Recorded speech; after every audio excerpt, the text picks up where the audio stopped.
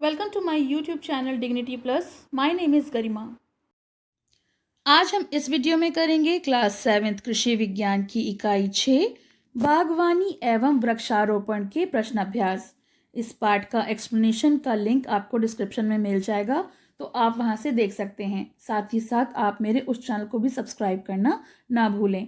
और इस पाठ से जुड़े हुए सारे प्रश्नोत्तर जो हैं आप इस वीडियो में देख सकते हैं। साथ ही साथ इस बुक के जितने भी चैप्टर्स हैं उसकी प्लेलिस्ट की लिंक मैं आपको डिस्क्रिप्शन में दे दूंगी, तो आप वहां से वो भी देख सकते हैं। तो चलिए प्रश्न अभ्यास शुरू करते हैं। अभ्यास के प्रश्न। प्रश्न 1, सही विकल्प छांटकर अपनी अभ्यास पुस्तिका में लिखिए। तो पहला है वाटिका में। क, केवल फूलों के पौधे लगाए जाते हैं। ख, केवल फलों के पौधे लगाए जाते हैं। ग, केवल सब्जियों के पौधे लगाए जाते हैं। और घ, फूल और सब्जियों दोनों के पौधे लगाए जाते हैं। तो इसका सही उत्तर है क, केवल फूलों के पौधे लगाए जाते हैं। दूसरा है नींबू की किस्म है। तो नींबू की जो किस्म है क, पूसा जाइंट, ख, इटालियन, ग, वाशिंगटन और घ, कोयम्बटूर। तो इसका सही उत्तर है इटालियन, ख। तो ये तो हो गए सही उत्तर पे टिक लगाना, सही विकल्प छांटना। अब हम करेंगे सही कथनों पर टिक और गलत के निशान लगाने हैं।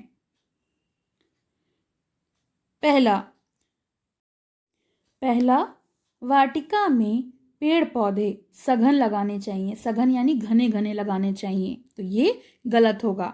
थोड़ा दूर दूर लगाने पर उन्हें जगह मिल पाती है। दूसरा, लीची लीची ऊसर प्रदेशीय फल है, तो ये सही है। तीसरा, कलम बीज द्वारा लगाई जाती है, तो ये गलत है। कलम कभी भी बीज के द्वारा नहीं लगाई जाती। उसको हम जो उसकी ब्रांच होती है, जो उसकी शाखा होती है, उसे काट कर लगाते हैं।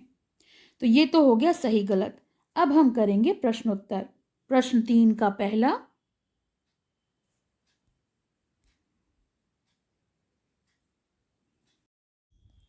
वाटिका लगाते समय ध्यान देने योग्य बातें क्या हैं?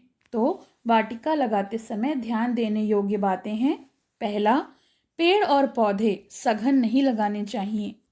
दूसरा, मार्ग के दोनों ओर झाड़ियां लगानी चाहिए। झाड़ियां सुंदर पत्तियों, फूलों वाली होनी चाहिए।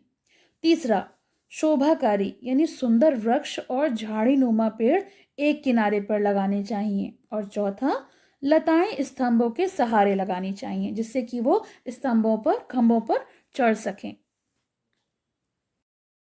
पांचवा, अलंकृत पत्तियों वाले तथा छाया चाहने वाले पौधे छायादार स्थानों में लगाने चाहिए।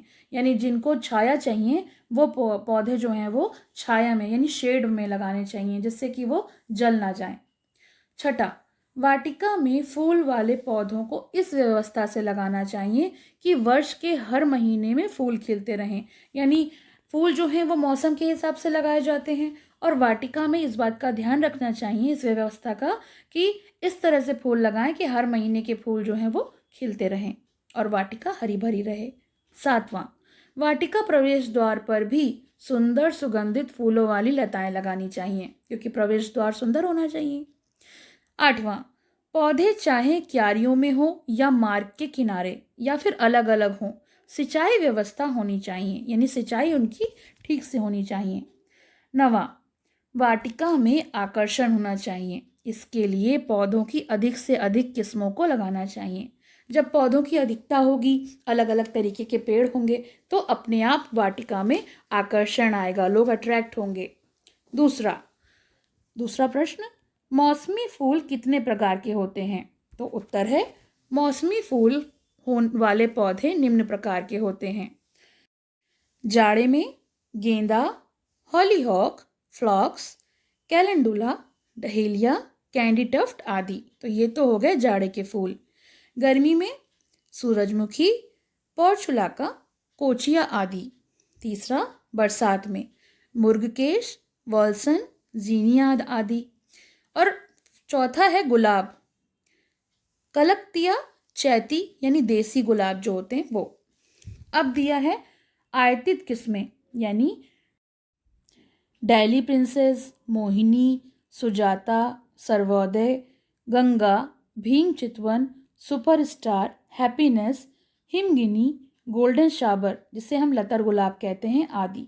तो ये सारी प्रजातियां हो गई जो आयतित किस्में होती हैं वो। अब प्रश्न 3, लीची की प्रजातियां लिखिए। तो लीची जो है वो होती है शाही, गुलाब, चाइना, सहारनपुर प्याजी प्रमुख प्रजातियां हैं। सहारनपुर प्याजी भी एक जाति है लीची की। प्रश्न 4, नींबू का प्रबंधन कैसे किया जाता है? प्रवर्धन जो होता है वो कैसे किया जाता है? तो इसका उत्तर है नींबू का प्रवर्धन नींबू वर्गीय फल वृक्षों के बीज द्वारा अथवा वनस्पतिक प्रवर्धन विधियों द्वारा लगाए जा सकते हैं, जैसे कि कलम बांधना है, दाब लगाना है, गुट्टी या फिर भेंट कलम और चश्मा चढ़ाना इत्यादि। ये सारी चीज़ें हैं जिससे नींबू का प्रवर्धन किया जा सकता है। अब आते हैं दीर्घ प्रश्नोत्तर पे। प्रश्न 4, लीची की खेती का वर्णन कीजिए। तो लीची की खेती किस प्रकार होती है और उसका प्रवर्धन, उसकी भूमि किस तरह की होनी चाहिए, सबके बारे में लिखना है। उत्तर, लीची का फल प्राकृतिक में ठंडा व तर होता है, यानी जो उसकी प्रकृति होती है वो ठंडी होती है। लीची के फल का सेवन से हृदय तथा मस्तिष्क को बल मिलता है। मस्तिष्क यानी दिमाग। वह प्यास को भी शांत करता है क्योंकि इसमें भारीपन होता है, पानी काफ़ी अच्छा होता है, तो इस वजह से भारी होने के कारण एक साथ इसे अधिक नहीं खाया जाना चाहिए। यह ग्रीष्म ऋतु का फल है, गर्मी का। इसके लिए भूमि कैसी चाहिए? दोमट भूमि में अच्छी उपज मिलती है। मिट्टी में कार्बनिक पदार्थ पर्याप्त मात्रा में होने चाहिए।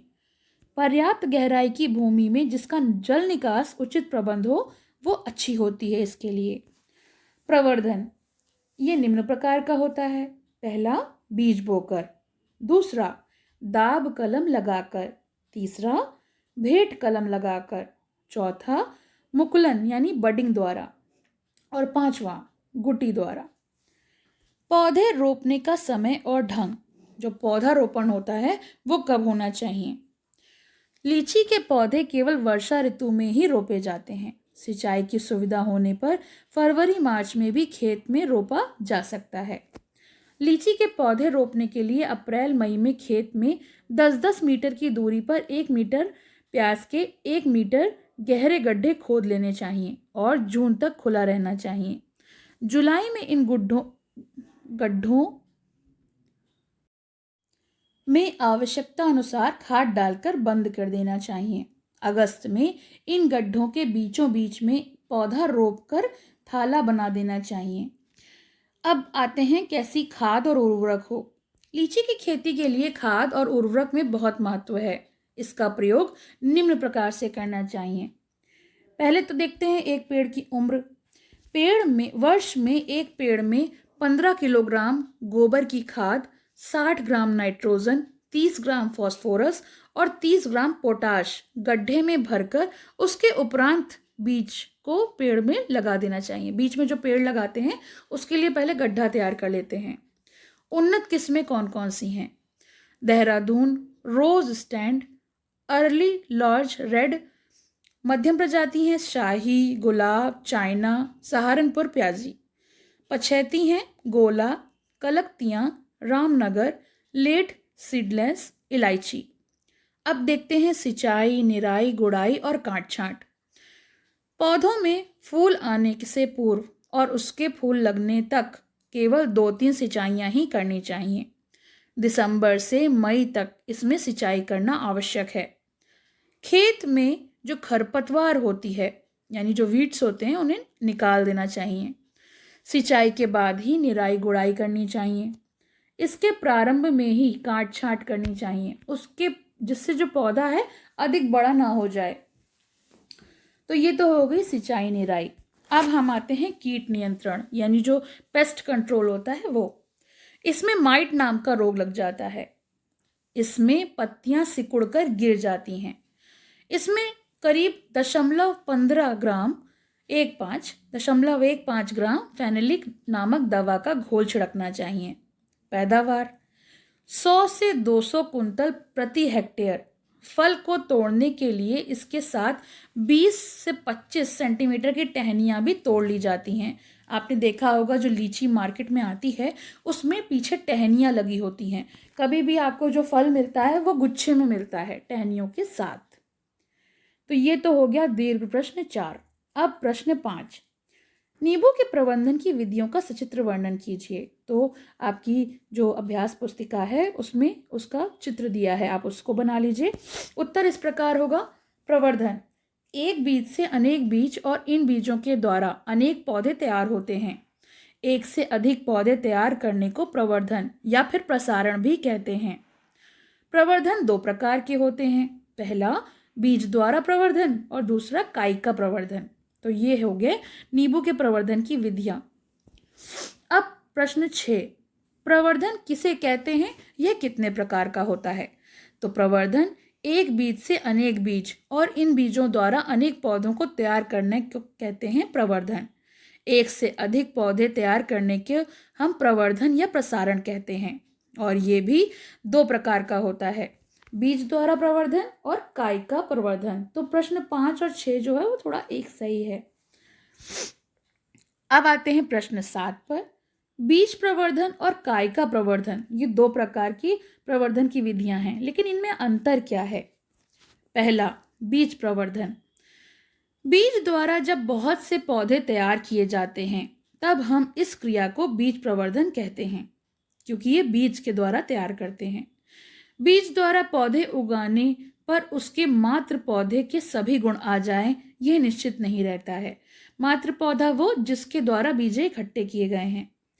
बीज प्रवर्धन से लाभ क्या हैं? पेड़ अधिक ऊंचे तथा फैलने वाले होते हैं। दूसरा, पेड़ों की आयु अधिक होती है, वो बहुत मजबूत होते हैं। और चौथा, बीमारियां तथा मौसम के प्रकोप को सहन करने की इनमें शक्ति होती है। और इसकी हानियां, पौधे मात्र वृक्ष के समान नहीं होते, यानी जो उनका मदर ट्री लिया जाता है जिसके द्वारा बीज इकट्ठे करे जाते हैं उतने मजबूत नहीं होते। वृक्ष अधिक ऊंचा होने के कारण फलों की जो तुड़ाई है, फलों को जब तोड़ा जाता है तो उसमें कठिनाई होती है। अब तीसरा, फल अच्छी गुणवत्ता वाले नहीं होते और देर से लगते हैं। कायिका प्रवर्धन, बीज के अलावा पौधे के दूसरे अंगों से भी एक नया पौधा तैयार हो जाता है, यानी उसमें बीज से पौधे तैयार होते थे, लेकिन इसमें जो है वो और भी अंगों से पौधे को तैयार कर सकते हैं।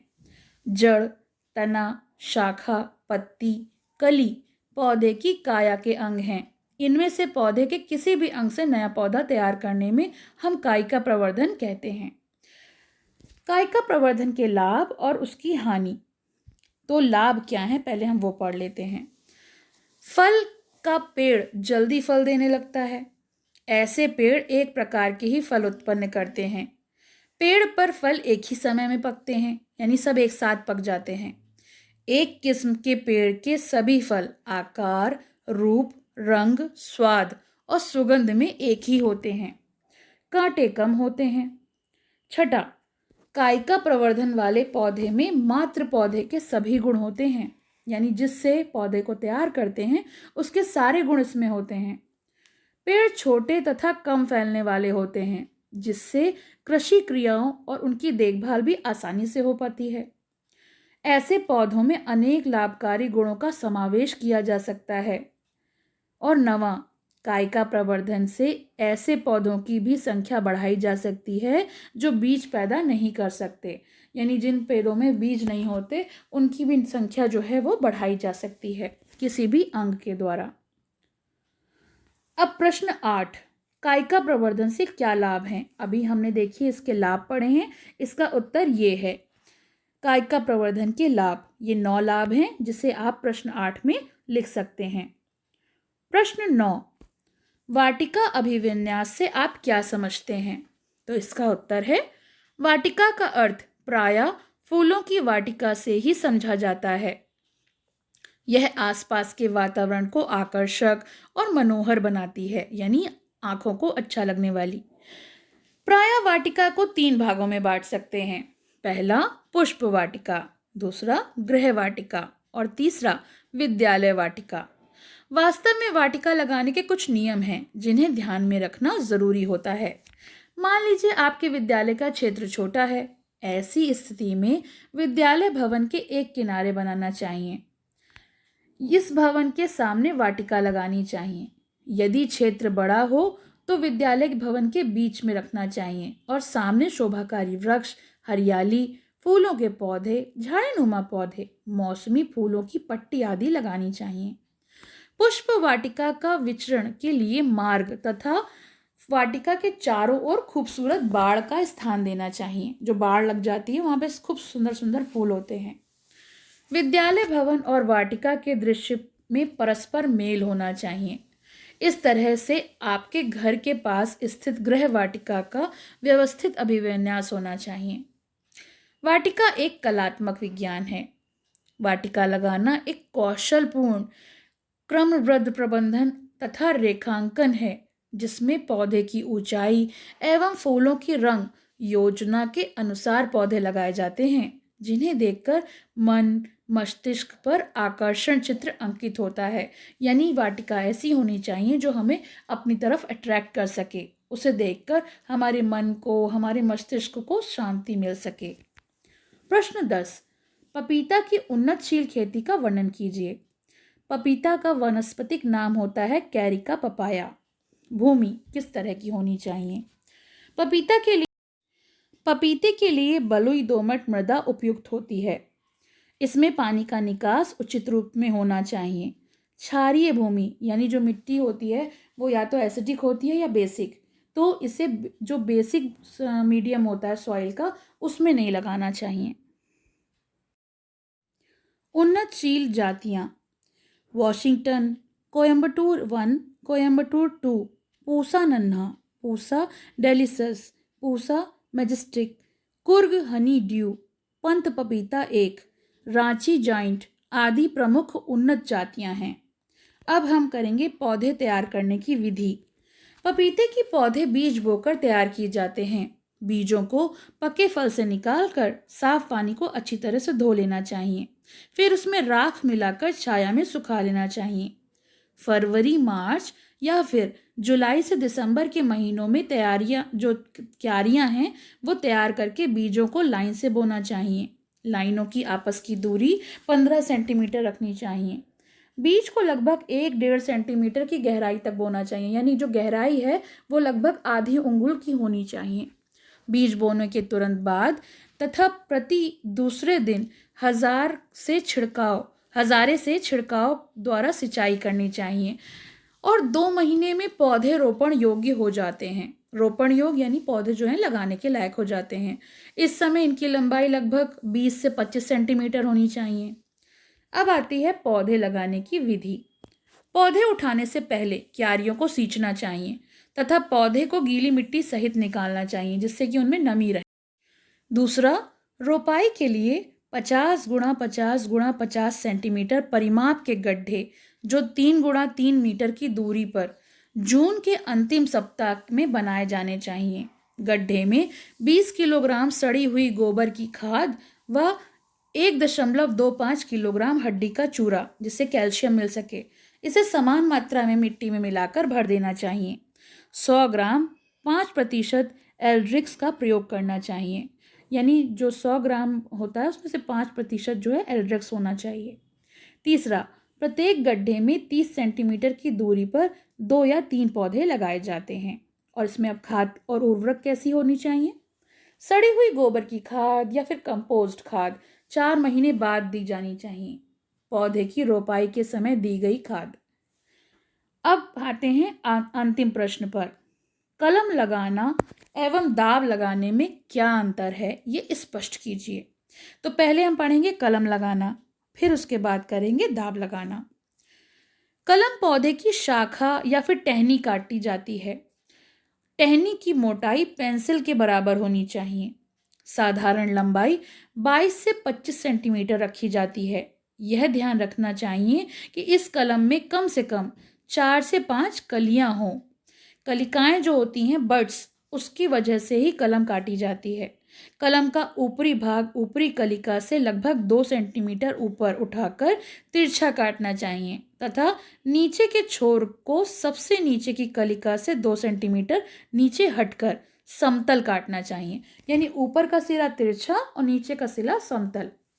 कलम को जमीन में लगभग 45 डिग्री के कोण बनाते हुए तिरछा लगाना चाहिए। कलम की कम से कम 2 कलिका मिट्टी के भीतर होनी चाहिए। यानी 4-5 कलिका हों लेकिन 2 कलिका जो हैं वो मिट्टी के अंदर हों। कलम लगाने के तुरंत बाद पानी देना चाहिए। सामान्यतः कलम बरसात में लगाई जाती है जिससे अच्छे से पानी मिल सके। ठंडे स्थानों पर यह कार्य फरवरी में किया जाता है। कलमों के पहले पत्तियां निकलती हैं, जड़ें इसके बाद निकलती हैं। जब इसमें जड़ें निकल आती हैं तो इन्हें खोदकर स्थायी रूप से जहाँ लगाना चाहो वहाँ लगा सकते हो। गुलाब, करोटन, झाड़ीदार पौधे से विधि में लगाए जाते हैं। ये जो गुलाब वगैरह हैं ये सब इसी विधि द्वारा लगाए जाते हैं। तो ये तो हो गया कलम लगाना। अब हम देखेंगे दाब लगाना। सामान्य कलम लगाने में टहनी को जड़ निकालने से पहले मात्र पौधे से काटकर अलग करते हैं। दाब कलम में टहनी मात्र पौधे से जुड़ी रहने देते हैं। टहनी को थोड़ा झुकाकर जमीन की मिट्टी में दबा देते हैं। जब इससे जड़ें आ जाती हैं तो टहनी एक स्वतंत्र पौधे का रूप ग्रहण कर लेती है, क्योंकि जब इसमें पत्तियां निकल आती हैं तो वो खुद ही एक पौधा हो जाता है। तब मात्र पौधे से अलग करके उसको जहाँ भी चाहें आप उस स्थायी जगह पे लगा सकते हैं। इसकी 2 विधियां हैं, क साधारण दाब और ख गुटी बांधना। पहला है का साधारण दाब। शाखा झुकाकर यानी ब्रांच को झुकाकर जमीन या गमले में दबा देते हैं। शाखा के जिस भाग को दबाते हैं उस भाग के छिलके पर या तो चाकू से चीरा लगाते हैं या फिर हाथ से मसलकर छिलके को ढीला कर देते हैं। इस स्थान पर भी सेरेडिक्स हार्मोन लगा देते हैं, जिससे जो जड़ हैं, जो रूट्स हैं, वो जल्दी निकलती हैं। जड़ निकल आने के बाद दबी हुई टहनी को उसके मात्र पौधे से 3-4 सेंटीमीटर से काट देते हैं। 3 से 5 सेंटीमीटर की दूरी पर काट देते हैं। फिर इसे खोदकर स्थायी जगह पर यानी जहाँ पर लगाना है वहाँ लगा देते हैं और लगाने के बाद तुरंत पानी देते हैं। बेला, चमेली का प्रवर्धन इसी विधि से किया जाता है। अब ख है गूटी बांधना। इसके लिए लगभग 1 वर्ष पुरानी शाखा को चुनकर गांठ के नीचे 3 से 4 सेंटीमीटर की लंबाई में छिलका निकाल देते हैं, जिसे छाल परिवर्तन कहते हैं। कटे भाग पर मांस घास को अच्छी तरह भिगोकर लपेट देते हैं। एक तरह 6 से 7 सप्ताह में जड़ें निकल आती हैं, जो पारदर्शी पॉलीथीन से बाहर दिखाई देती हैं। लगभग 40-50 दिन बाद गूटी को दाब कलम की भांति काटकर मात्र पौधे से अलग कर देते हैं। जब उनमें जड़ें आ जाती हैं तो उन्हें अलग कर दिया जाता है। फिर जहां आवश्यकता हो वहां लगा देते हैं। गूटी लगाने से पहले हार्मोन का प्रयोग करने से जड़ें जो हैं वो जल्दी निकल आती हैं। इस विधि में 2 से 2.5 महीने में पौधे तैयार हो जाते हैं। ऐसे विधि का प्रयोग जो है वो लीची, नींबू इस तरह के पौधों में किया जा सकता है। तो ये तो हो गए इस पार्ट के प्रश्न अभ्यास। आपको कैसे लगे ये कमेंट सेक्शन में ज़रूर बताइए। पसंद आए तो लाइक का बटन दबाइए और ज़्यादा से ज़्यादा शेयर करिए। और अभी तक आपने मेरे चैनल को सब्सक्राइब नहीं किया है तो प्लीज़ सब्सक्राइब माई चैनल। और अगर इस पार्ट से जुड़े अन्य आवश्यक प्रश्न जानने हैं तो कमेंट सेक्शन में मेंशन करिए, तो मैं उसका एक अलग से वीडियो बना दूंगी। और मेरे दूसरे चैनल लर्निंग विद डिग्निटी को भी सब्सक्राइब करना ना भूलें, क्योंकि इस पार्ट की जो व्याख्या है वो आपको उसी चैनल पर मिलेगी। धन्यवाद। Hit the subscribe button and press the bell icon for new updates.